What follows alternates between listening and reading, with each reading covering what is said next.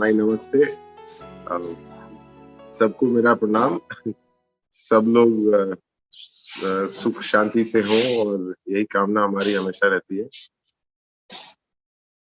सर्वे भवन्तु सुखिनः सर्वे सन्तु निरामयाः।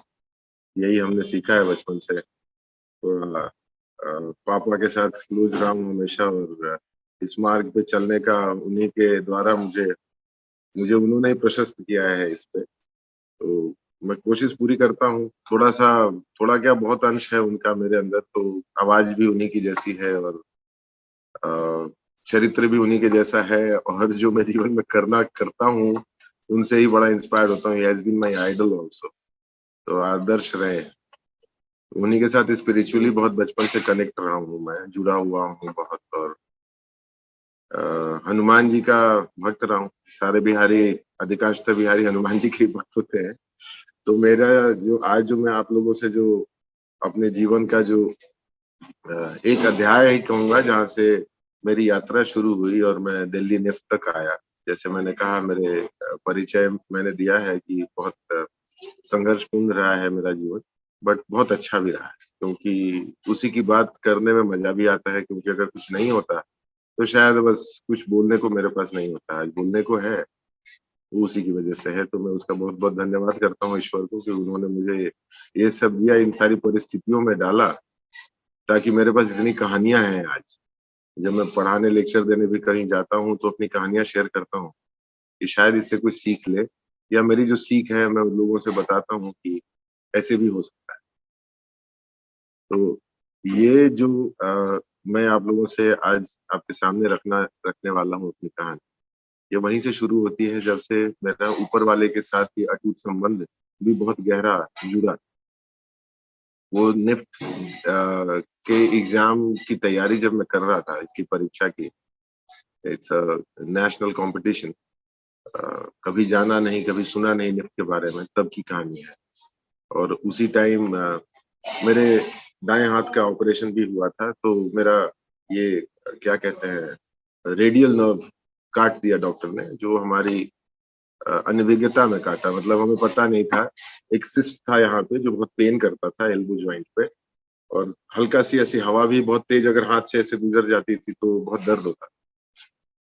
इसका ऑपरेशन हुआ, रिस्ट ड्रॉप हो गया 2 साल ऑलमोस्ट। इसको रिकवर करने में मुझे टाइम लगा, 2 साल। सब हार गए, घर में सब लोग डिप्रेस हो गए, सब सोचे कि एक ही लड़का था, अब तो क्या होगा इसका? बट वहीं पे मैंने अपना विश्वास, अटूट विश्वास भगवान में बनाए रखा और कहा कि हनुमान जी बस शक्ति दीजिए और मार्ग दिखाइए। अगर किसी का एक हाथ नहीं होता, वो काम कर लेता है, मेरे तो अभी है। ठीक है, ये फिंगर्स खुल नहीं पाते थे, रिस्ट ड्रॉप था, इसको करते-करते मैंने इसका ग्रिप तो इसका ले आया मैं। तो मुट्ठी बन जाती है बट खुलता नहीं अभी भी है। तो मैंने इसी को पावर बना दिया। मैंने कहा चलो अब मेरे पास एक हाथ था, मैं राइट हैंड था, अब मेरे पास 2 हैं क्योंकि मैं लेफ्ट हैंड से भी काम कर लेता हूँ, सो आई बिकेम एन एम्बीडेक्स्ट्रस। तो मैं लेफ्ट हैंड से भी काम कर लेता हूँ और राइट से भी थोड़ा काम कर लेता हूँ, तो मेरे पास अब 2 हाथ है काम करने वाले। सो दैट्स हाउ आई टूक इट अप। तो भगवान जी के मार्ग पे मैं बहुत तल्लीन हूँ। तो एक भैया हैं हमारे जो ज्योतिष हैं, एक्चुअली वो मैथमेटिशियन है, गणितज्ञ हैं बहुत अच्छे। तो उन्होंने कहा कि हनुमान जी के भक्त हो, मानते हो, तो तुम मंगलवार को उनका व्रत रखा करो, लाल कपड़ा पहना करो और पूरे दिन कुछ मत खाना। शाम को सुंदरकांड का पाठ करना और सुंदरकांड का पाठ करने के बाद कुछ लाल भोजन करना। मुझे एक रास्ता दिख गया, किसी ने बताया, मैं उस मार्ग पे प्रशस्त हो गया, करने लगा। बहुत दिन नहीं गुज़रे थे, मेरे ख़्याल से हर हफ्ते मंगलवार को मैं ये काम करने लगा। सुबह में जल चढ़ाता था, हनुमान जी को जाके मत्था टेक के आता था। शाम को सुंदरकांड का पाठ, दिन भर लाल वस्त्र धारण करके, शाम को सुंदरकांड का पाठ रामचरितमानस लेके बैठता था। वैसे भी पापा से सीखा था, पापा को रामचरितमानस कंठस्थ था, तो बताते रहते थे तो उसमें रुचि भी बड़ी अच्छी थी मेरी। तो मैं वो करता रहा, महीना 2 महीना बीता होगा, मुझे ऐसे लगने लगा कि मेरे साथ ना हनुमान जी साथ घूमते हैं, कि मैं अगर चाहूँ कि यहाँ से ये इंसान ऐसे सामने जा रहा है, यहाँ बैठेगा ये अभी, वो आदमी इंसान जाके वहीं पे वो व्यक्ति जाके बैठ जाएगा। मैं अभी सोचूं कि हवा एकदम कोई जैसे बगल में बैठा है, गर्मी का दिन है और कहे कि हवा नहीं चल रही, तो मैं ऐसे ऊपर एक बारी देखूं और हनुमान जी से कहूं कि हवा चलनी चाहिए यार, और थोड़ी देर में हवा चलने लगेगी। तो मैं खुद ही इससे हैरान होने लगा धीरे धीरे, मुझे इन चीजों में और ज्यादा विश्वास बढ़ने लगा और मैं इतना इसके अंदर चलता गया कि मुझे इनके अलावा कुछ दिखता ही नहीं था। मतलब सुंदरकांड का पाठ, शांतम शाश्वत प्रमेय मनघम निर्वाण शांति प्रदम ब्रह्मा शंभु प्रदिशेद्र मनीषम वेदांत विद्यम विभुम रामाख्यम जगदीश्वरम सुगुरु माया मनुष्यम हरिम वंदे हम करुणाकरम रघुवरम भूपाल चूड़ामणि। तो ऐसे करके शुरू करा और सुंदरकांड का पूरा पाठ करते करते उसमें तल्लीन हो जाता था। फिर हनुमान चालीसा, फिर धीरे धीरे हनुमान जी के रुद्र रूप का वर्णन पढ़ने लगा, बाद में उससे और जुड़ा। फिर शंकर जी में और रुचि बढ़ी। फिर शंकर जी के मतलब क्योंकि उन्हीं के इष्ट हैं तो शंकर जी में भी रुचि बढ़ी। फिर शंकर जी के बारे में और पढ़ने लगा। फिर हम मेरा जो ये शाश्वत भगवान से जो संबंध होता है उसके साथ जो तार मेरे थे और गहरे होने लगे।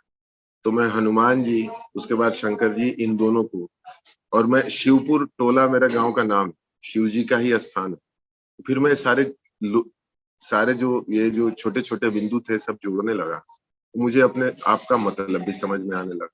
फिर मेरा जो अब ये सारा स्पिरिचुअल कनेक्शन जो बना था मेरा हनुमान जी से, वहीं से शुरू हुआ है। फिर मुझे अपना मतलब समझ में आने लगा। फिर मैंने अपने नाम के बारे में पढ़ा कि अरुण का मतलब होता है सुबह में जो सबसे पहली लाल किरण धरती पे पड़ती है, जो ऊर्जा का सबसे पहला स्रोत होता है, उसको अरुण अरुण कहते हैं और इसीलिए सुबह में अरुणोदय होता है। तो मैंने कहा इसका भी हनुमान जी के साथ बड़ा अच्छा संबंध है, क्योंकि अगर हनुमान जी को खुश रखूंगा तो सूरज भगवान को निगल लिया था उन्होंने, तो मेरा तो इन्हीं के साथ बढ़िया सानिध्य बना हुआ है और मेरे गुरु की तरह है, तो इन्हीं के मार्ग पे चलना अच्छा है। तो ये सारी चीजें जब जुड़ती गई तो मुझे और शक्ति मिलने लगी। फिर मैं अपने दाहिने हाथ का ये जो था कि मुझे थोड़े दिन मुझे भी परेशान किया था इसने, लेकिन ये सारी चीजें मैं भूल गया। मुझे अब ये सब कुछ दिखता ही नहीं था। मुझे ये दिखता था कि अब जीवन में और क्या करना है। तब से लालसा जगने लगी कि जब मैं थोड़े दिन की भक्ति करके हनुमान जी के साथ मुझे ऐसे शक्ति का क्या कहते हैं उसको, आश्चर्यजनक शक्तियों का कद के दर्शन होने लगे कि मैं जा रहा हूँ, चल रहा हूँ, दो लोग हैं, अगर कोई लड़ाई कर रहा है और मैं मन में सोचूं कि अब खत्म कर दो, रुक जाओ, अब नहीं करना, चुपचाप दोनों रुक जाएंगे। फिर अचानक से एक दूसरे को देखेंगे कि क्या हुआ, ऐसे जैसे किसी ने आके उनको बोल दिया हो। तो ये बड़ी अच्छी अनुभूतियां थी। मतलब ऐसा लगता था कि मैं और मेरे चेहरे पे एक मुस्कान आ जाती। तो मैं ट्राई नहीं करता था, मतलब मैं कोशिश नहीं करता था कि ऐसा करने का, बट मैं कहीं देखता कि कोई दुख में है, कहीं कुछ गलत हो रहा है, कहीं किसी की बड़ी अच्छी इच्छा है कि ये हो और वो परेशान है, नहीं हो पा रहा है, तो मैं अपने मन में वो इच्छा रखता था कि ऐसा हो जाए और वो होता दिखता था मुझसे सामने। तो मेरी मतलब मुझे अच्छा भी लगता था, कभी कभार डर भी लगता था कि क्या हो रहा है। फिर मैं कहता सब, एक मुस्कान आ जाती थी कि हनुमान जी है, सब करा रहे हैं। तो मुझे हमेशा लगता था कि एक अरोमा उनका मेरे चारों तरफ ना कोई घूम रहा है मेरे साथ और सब वही करा रहा है।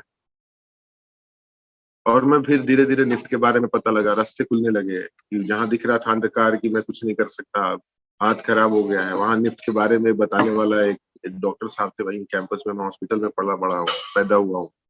तो वहां पे एक डॉक्टर आए थे, उनके बेटे को पता था एक, क्योंकि वो लोग बाहर पढ़ने आते थे।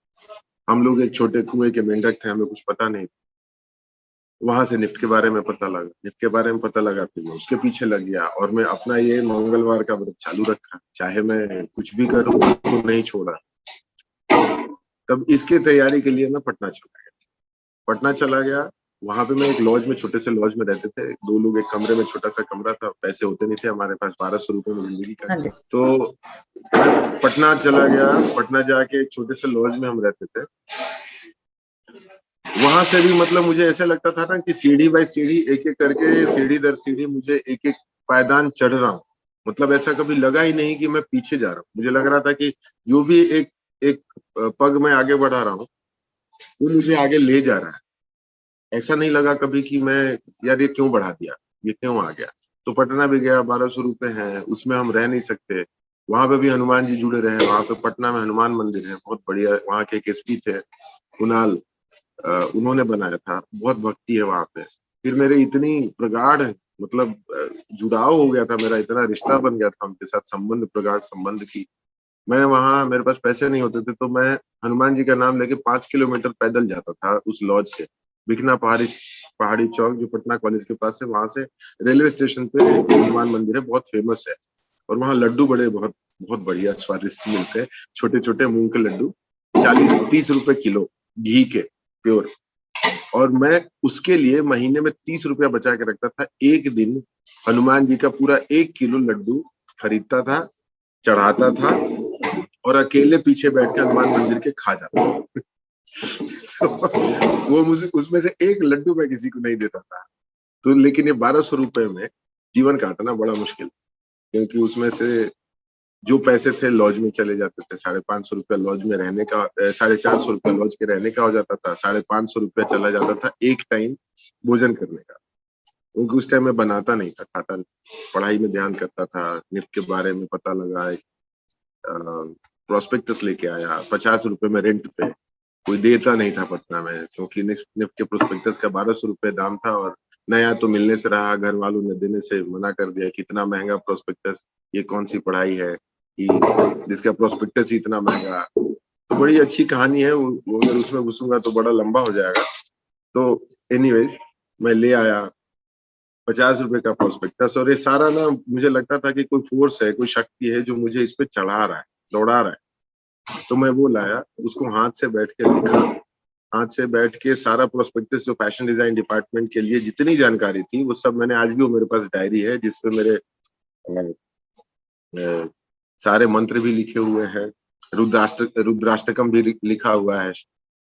नमामि शमीशान निर्मल रूपम विभुम व्यापकम ब्रह्म वेद स्वरूपम निजम निर्गुणम निर्विकल्पम निरीहम चिदाकाश वासम। वो सब भी लिखा हुआ है। उसी पे मैंने सारा निफ्ट के जितना प्रोस्पेक्टस था फैशन डिजाइन डिपार्टमेंट के बारे में, सब कुछ हाथ से लिखा, क्योंकि मेरे पास फोटोकॉपी कराने के पैसे नहीं बचे। और शक्ति इतनी थी, मन का जो ठोस एक विश्वास था, जो दृढ़ प्रतिज्ञ हो गया था मैं कि चाहे कुछ भी हो मैं करूंगा। तो एक टाइम खाता था, 1000 रुपया, 550, 450 चले गए रेंट में और खाने के लिए, बचे 200 रुपए। 200 में अभी स्टेशनरी खरीदनी है, पेपर खरीदना है, पेंसिल खरीदना है, कलर खरीदना है, वो सब भी उसमें भी कम पड़ जाता था। और क्या करें, घर से और पैसे मिलेंगे नहीं। तो हनुमान जी का नाम फिर लिया, एक टाइम खाना शुरू, एक टाइम खाता ही था। एक दिन मैं फास्ट रखना शुरू करा, एक दिन खाऊंगा, एक दिन नहीं खाऊंगा, एक दिन फिर खाऊंगा, फिर एक दिन नहीं खाऊंगा, वो भी एक दिन एक टाइम खाऊंगा। तो बड़ी और मुझे कभी ऐसी थकावट महसूस नहीं हुई, कभी कुछ ऐसा नहीं लगा। उसमें फिर मैं स्केचिंग करना है, पटना से रेलवे स्टेशन जाके स्केचिंग करके लाके, मेरे गुरु थे मिलन दास, उनको दिखाना था अनीशाबाद पटना में। तो मैं पैदल जाता था, वहाँ कार सेवा में लोगों के जूते चप्पल रखते होते थे, मैं 1 घंटा वहाँ सेवा देता था, सबके जूते चप्पल रखता था, सेवा भाव से, निस्वार्थ भाव से। उसके बाद जाता था हनुमान जी की आरती हर मंगलवार को फिर मैं करता था, और आरती करके वापस आता था। इन दिनों जब मैं वहां रहता था तो मैं सुंदरकांड का पाठ दिन में ही कर लिया करता था, कि शाम मेरा फ्री हो जाए। फिर वहां पे बैठा और लाल भोजन करना था, तो मैं लड्डू ही को ही पीला भोजन उस दिन कर लेता था, उसमें थोड़ा सा गुड़ लेके खा लेता था। तो ऐसे करके थोड़ा सा मैनिपुलेट किया था। वहां पे क्या हुआ, जब ये सारा कुछ चल ही रहा था और मेरी शक्ति रोज लगता था, मानसिक शक्ति भी बहुत बढ़ती जा रही थी। तो उसी लॉज में 2 और भाई रहते थे, फुलवारी, बेगूसराय, वो नॉर्थ बिहार में आता है। तो उसमें से एक छोटा भाई उनका बीमार पड़ गया। उनके पास भी पैसे नहीं, सब हमारे माली हालत ऐसी ही सबकी, किसी के पास पैसा नहीं कि डॉक्टर के पास जाएं, इलाज कराएं। तो वो मेरे पास आया, मैं बैठ के एक पोर्ट्रेट बना रहा था। मैं शुरू से ही पोर्ट्रेट बनाता हूँ, तो एक पोर्ट्रेट पे काम कर रहा था बैठ के। और उस दिन भी मैं मंगलवार ही था, तो मैं बैठ के पोर्ट्रेट बना रहा था। मेरा फास्टिंग खत्म हो गई, लाल भोजन कर लिया, वापस आ गया। रात के कोई 10, 10:30 बज रहे होंगे। तो वो आया उसका बड़ा भाई मेरे कमरे में कि भैया देखिए ना, मेरे छोटे भाई का बुखार उतर नहीं रहा है, एकदम तपता जा रहा है, हमारे पास थर्मामीटर भी नहीं है, हाथ छुए तो ऐसे लगे कि आग लगी पड़ी है। तो मेरे पास आया, कहा कि आप कुछ कीजिए ना, हनुमान जी कितने बड़े भक्त। मैं कहा मैं क्या कर सकता हूँ। तो मेरे दिमाग में एक आइडिया आया, एक आवाज आई कि अच्छा चल देखते हैं। तो हन हनुमते नमः का पाठ करता हूँ मैं। तो मैं एक लोटे में जल लिया गया, एक हाथ उसके सर पे रखा और एक हाथ से जल को ढक लिया, लोटे के साथ जल।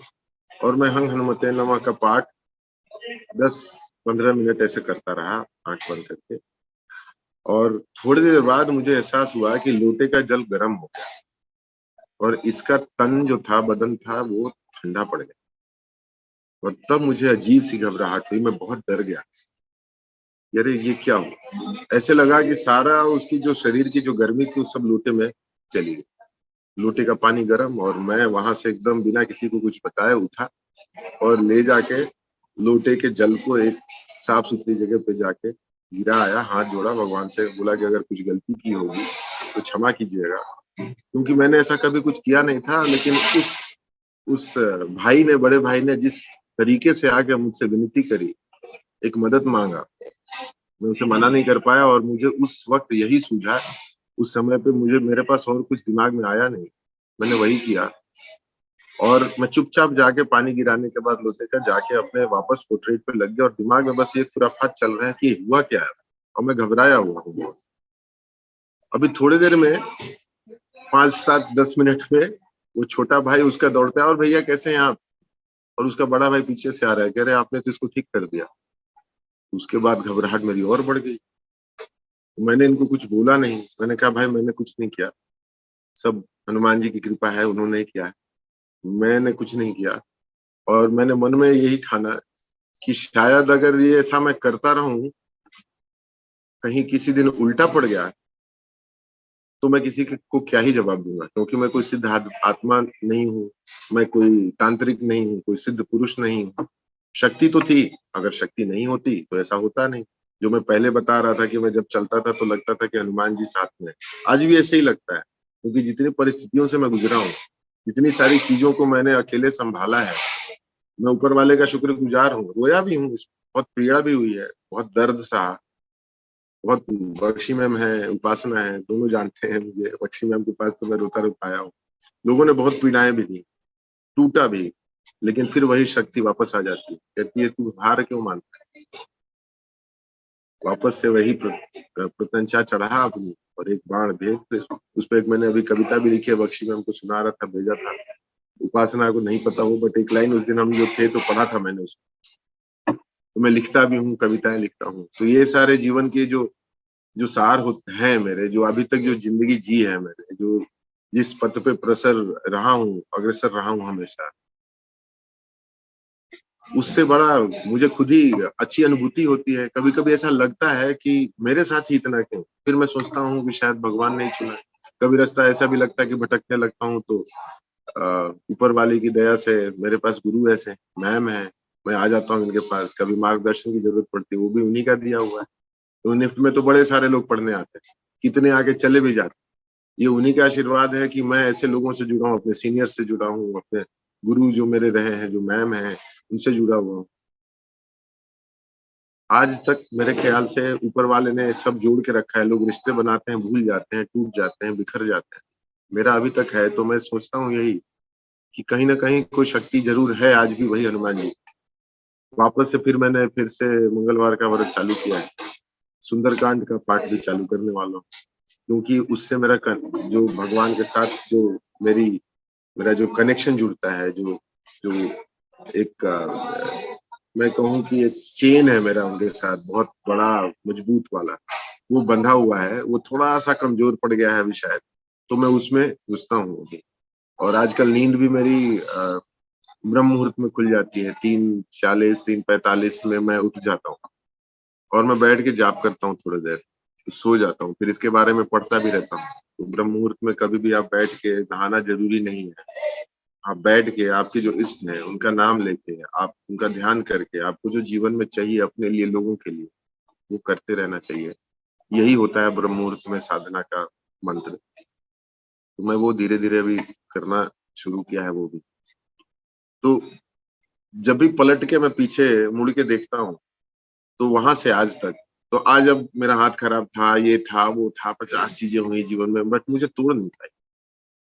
मैं घबराया जरूर, थोड़ा टूटते-टूटते रह गया, बट हनुमान जी की ही कृपा से और शंकर जी की कृपा से, शंकर जी के साथ भी मेरा एक अलग ही हिसाब है। तो रुद्राष्टकम का पाठ रोज करता हूँ। तो मुझे लगता है कि वो भी मुझे शक्ति देते हैं कहीं न कहीं। आँखें बंद करता हूँ, ध्यान लगाता हूँ तो मुझे पीली रोशनी तुरंत दिखने लगती है। जैसे उसमें घुसने वाला हूँ बस। जब मैं मंगलवार का वो व्रत करता था उसमें तल्लीन हो जाता था एकदम, और मुझे एकदम सुनाई देना बंद कर देगा, बट उस लेवल के ऊपर नहीं पहुँच पाया। जो मुझे हमेशा बुलाता रहता है कि नहीं तू बैठ, तू इसको कर, आगे बढ़ इसमें। तुझे और इसके अगले वाले स्टेज पे जाना है, अगले लेवल पे जाना है। तो मैं कोशिश कर रहा हूँ, जल्द ही मेरे ख्याल से ऊपर वाले के आशीर्वाद से, हनुमान जी की कृपा से, शंकर जी की कृपा से मैं उसको फिर से पा के उसके अंदर घुसने का, क्योंकि उसका एहसास थोड़ा-सा मुझे मिला है कि जब उसके अंदर मैं चला गया उस रोशनी के अंदर, तो मुझे ऐसी चीज़ें दिखाई दी जो कभी मैं सोच नहीं सकता, कल्पना नहीं कर सकता। आँखें बंद करके अभी भी देखिए आपसे बात करूँगा, बात करते-करते ज़रा-सा ध्यान लगाऊँगा, 1 मिनट भी नहीं लगेगा, मुझे एक डॉट दिखने लगता है और आकर्षित करने लगता है अपनी तरफ, और मैं उसमें वो शून्य की तरह जाने लगता हूँ, और सुनाई देना मेरा बंद हो जाता है, कुछ भी सुनाई नहीं देगा, फिर ऐसे झिंगुर की आवाज़ सी आने लगती है। बड़ा अच्छा लगता है, वो आनंदमय समय होता है। तो मुझे स्पिरिचुअल आदमी हूँ, विश्वास करता हूँ भगवान में। देखा है उनकी शक्ति देखी है, कि क्या कर सकते हैं, कितनी क्षमता है। कुछ भी ना कहूँ तो इतना ज़रूर कहूँगा कि जो इनके साथ एक संबंध बना के, अपना इष्ट मान के इस रास्ते पे चलता है, उसको वो कभी निराश नहीं करता। आपके सामने बाधाएँ आएँगी तो रास्ता भी वही दिखाता है। किसी के रूप में भी आ जाएँ, मेरे रूप में हमेशा खड़ी रही हैं बख्शी मैम, और मेरे मिलनदार गुरु हैं, पटना में अभी भी हैं वो। तो कभी हताश हो गया अगर कुछ हुआ, तो इन लोगों को बात करता हूँ तो याद दिला देते हैं कि फिर वही बन जो तू था, वही उसी रास्ते चल जिस पे तू चल के आगे बढ़ा है। तो वापस शक्ति मिल जाती है, क्योंकि परिस्थितियाँ कभी-कभी झंझोर देती हैं। बट अभी मैं फिर से उसी रास्ते पे प्रशस्त हूँ, तो बड़ा आनंद आता है उसमें। अभी आजकल सुबह बहुत आनंद आता है, ये सारा कुछ करके। हाँ, हाँ। इसमें सुंदरकांड का जब हम पाठ शुरू करते हैं ना, तो ये पाठ शुरू होता है जब जामवंत जी आते हैं, और जामवंत जी हनुमान जी भूल चुके होते हैं, क्योंकि उनको श्राप था, क्योंकि उनके पास इतनी शक्ति थी कि सूरज को ही निगल गए। तो इंद्रदेव ने कहा कि भाई अब अगर ऐसा कर देगा तो पूरी प्रकृति का विनाश हो जाएगा। तो उनको श्राप दिया गया कि तुम्हारी ये शक्ति तुम भूल जाओगे, और तुम्हें एक दिन आएगा जब प्रभु श्री राम आएंगे और तुम्हारे शक्ति की जरूरत पड़ेगी, तुम्हें याद दिलाया जाएगा, तभी ये शक्ति तुम्हारे पास वापस आएगी। तो ये प्रसंग है सुंदरकांड, जहाँ से शुरू होता है, जब हनुमान जी सीता माता को ढूंढने के लिए लंका जाने के लिए खड़े हैं, और सामने अथाह समुद्र है, और समुद्र को लांघना आसान नहीं, बिल्कुल भी आसान नहीं है, क्योंकि इतना बड़ा समुद्र कैसे कोई लांघ सकता है। तो अब सबके मन में पूरी सेना तो वानरों की निकल गई है। सुग्रीव जी ने भेजा है कि भाई आप दक्षिण दिशा की तरफ जाइए, और इनको कार्यभार मिला था दक्षिण दिशा की तरफ। जामवंत जी इनके साथ थे। तो जामवंत जी उनके गुरु थे उस टाइम, उस समय पे, जिन्होंने राम जी के कार्य से इनको याद दिलाया कि आप हनुमान हैं, आपको किस चीज का डर, और आपसे ऊपर कौन, कि जो आप ये काम नहीं कर सकते। तो ये उनको याद दिलाने का काम जामवंत जी ने किया, और जामवंत जी के कहने पे उनको जो उनकी स्मृति जो थी, जो भूल गए थे अपनी शक्तियों के बारे में, उनको एहसास नहीं था, कोई ज्ञान नहीं था, वो सारी शक्तियां उनको याद आई, और तभी उन्होंने एक छलांग में समुद्र को लांग के श्रीलंका वो पहुंच गए, और फिर अपनी शक्तियों का उपयोग करके ही श्री राम जी का नाम लेते हुए कभी वो छोटे रूप में आ जाए। इतनी बुद्धि विवेक उनकी इतनी अच्छी कि समुद्र में राक्षस मिला तो उससे कैसे निपटना है। वहां पे उस राक्षसी का नाम भूल रहा हूं मैं, कि उसने कहा कि भाई अगर तुम इतने बुद्धिमान अपनी बुद्धिमत्ता दिखाओगे तो मैं तुम्हें जाने दूंगी। तो उन्होंने कहा कि भाई क्या बुद्धिमत्ता है बताओ। कहते हैं कि अगर तुम मैं तुम्हें ऐसे ही निगल के खा जाऊंगी, तो ठीक है माते, आप मुझे निगल के दिखा दीजिए, कोई बात नहीं।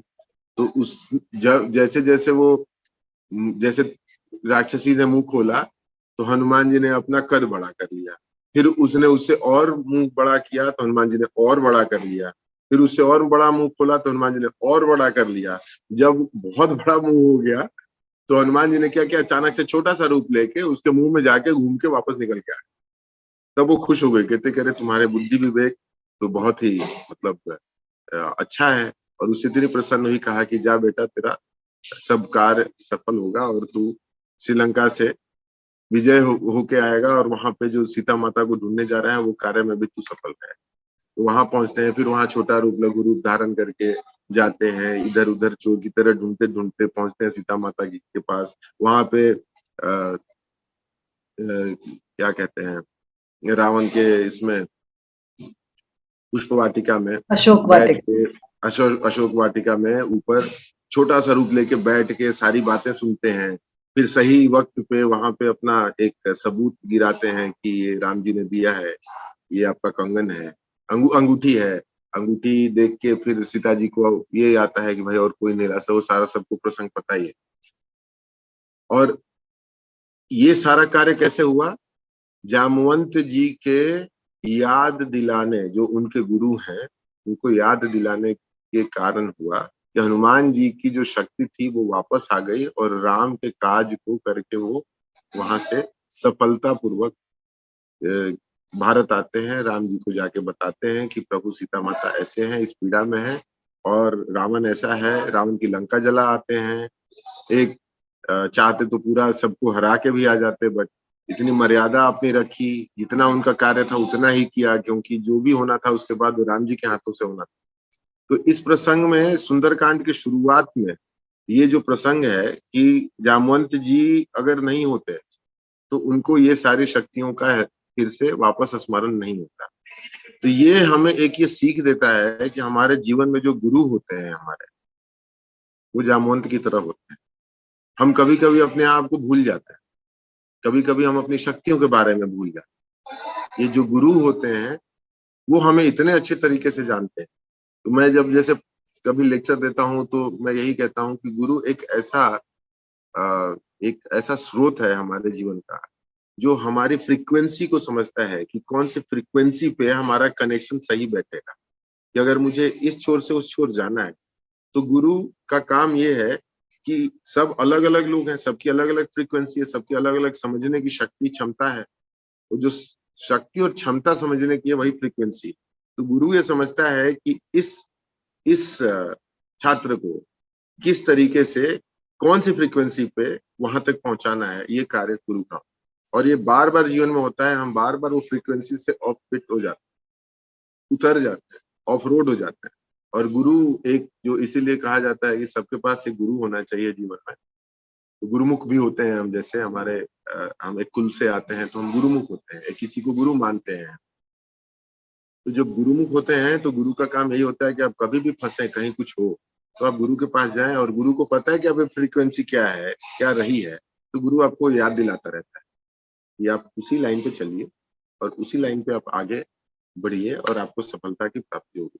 तो जामवंत जी ही वही वही गुरु थे, हनुमान जी के गुरु जामवंत जी। कितनी बड़ी बात है कि हनुमान जी के भी गुरु जामवंत जी रहे, जिन्होंने बताया कि तुम्हारी फ्रीक्वेंसी भाई ये है, अब समय आ गया है, छलांग लगा दो।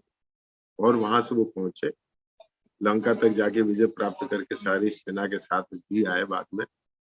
तो ये बहुत बड़ी सीख है सुंदरकांड की। सुंदरकांड में ऐसी छोटी छोटी बड़ी सारी चीजें हैं सीखने को हर एक स्टेज पे। तो अगर मैं पढ़ता, सारे दोहा मुझे याद नहीं है, लेकिन हनुमान जी का जब ये शुरू होता है सुंदरकांड तो वही कहता है ना, शांतम शाश्वत प्रमेयम निर्वाण शांति प्रदम ब्रह्मा शंभु फलद सेव्य मनीषम वेदांत विद्यम विपुम रामाख्यम जगदीश्वरम सुरगुरु माया मनुष्यम हरिम वंदे अहम करुणा करम भूपाल चूड़ामणि नान्या स्पृहा रघुपते हृदय अस्मदीये सत्यम वदामि च भवान खिलांतरात्मा भक्तिम परेक्ष रघुपुंगव निर्भरा में कामादि दोष रहितम गुरु मानसम छ।